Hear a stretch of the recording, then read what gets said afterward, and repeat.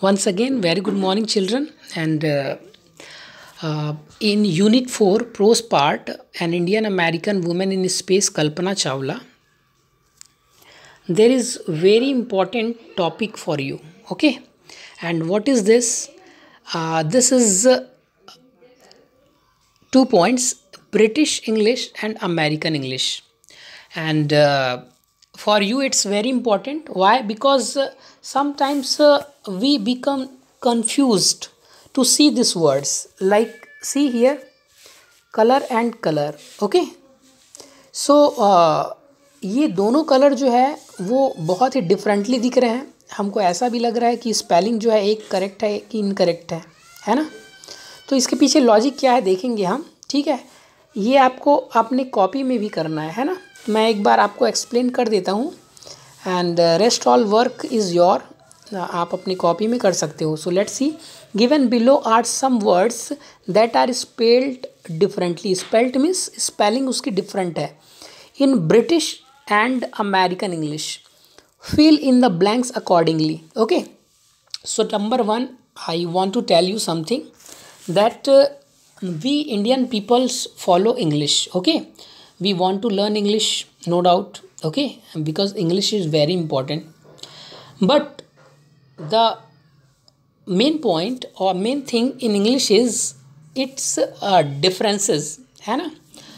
English जब हम learn करते हैं तो हर एक कंट्री का जो एक्सेंट है और जो स्पेलिंग है उसमें थोड़ा सा स्लाइट डिफरेंस होता है. फॉर एग्जांपल, जैसे हम जो ब्रिटेन की इंग्लिश होती है that is called British English. ये यूके में होता है. ये कहाँ होता है? यूके.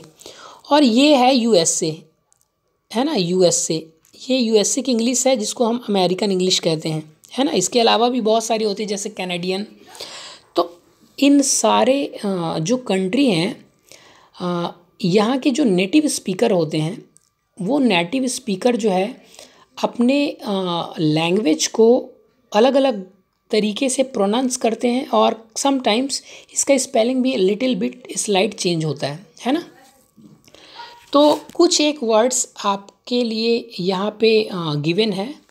आप इन वर्ड्स को समझो, देखो. And next time when you read the paragraph, next time when you learn something in English, when you are reading a newspaper or book or comics or magazine, कुछ भी हो, उस टाइम अगर आप ये स्पेलिंग देखते हो तो don't be confuse that given word is wrong. Okay, आपको श्योर होना चाहिए कि जो दिया हुआ वर्ड है वो एक्चुअल में वाकई में रॉन्ग है कि ये ब्रिटिश इंग्लिश और अमेरिकन इंग्लिश का कुछ डिफरेंस यहाँ पे है, लॉजिक है. आप अमेरिकन मैगज़ीन पढ़ोगे तो आपके सारे स्पेलिंग इस वे में आपको दिखाई देंगे एंड यूके जो है वो इस वे में दिखाई देगा. मेनली हम लोग ब्रिटिश इंग्लिश को ज़्यादा फॉलो करते हैं, इसलिए हम इन सारे वर्ड्स के स्पेलिंग से यूज टू हैं. ठीक है, तो वन बाय वन देखते हैं स्पेलिंग और क्या डिफरेंसेस है. फर्स्ट वन इज़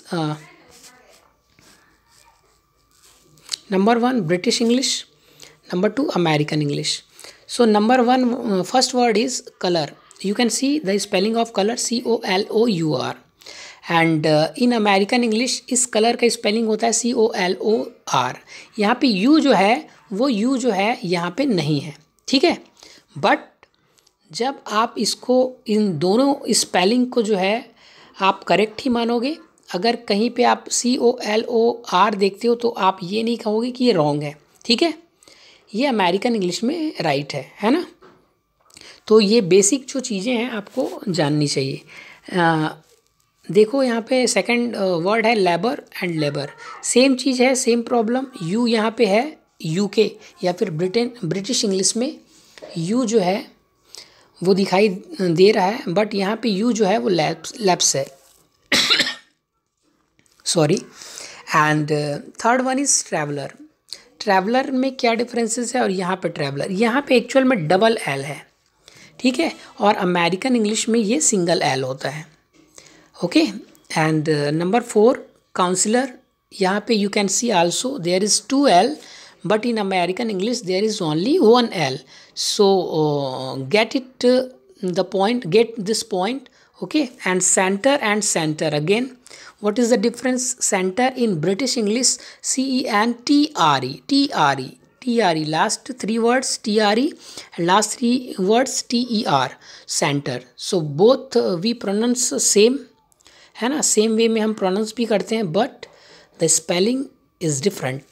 थिएटर, जिसका मतलब होता है सिनेमा या फिर जहाँ पे पिक्चर मूवी दिखाई जाती है, यहाँ पे आप थिएटर देख सकते हो. Last three words TRE, last three words TER. तो अमेरिकन में ऐसा है, ब्रिटेन में ऐसा है. ऑर्गेनाइज, स्पेलिंग यहाँ पे देखो, लास्ट टू वर्ड्स में SE है, यहाँ पे ZE है. रियलाइज में UK में SE होता है एंड USA में ZE.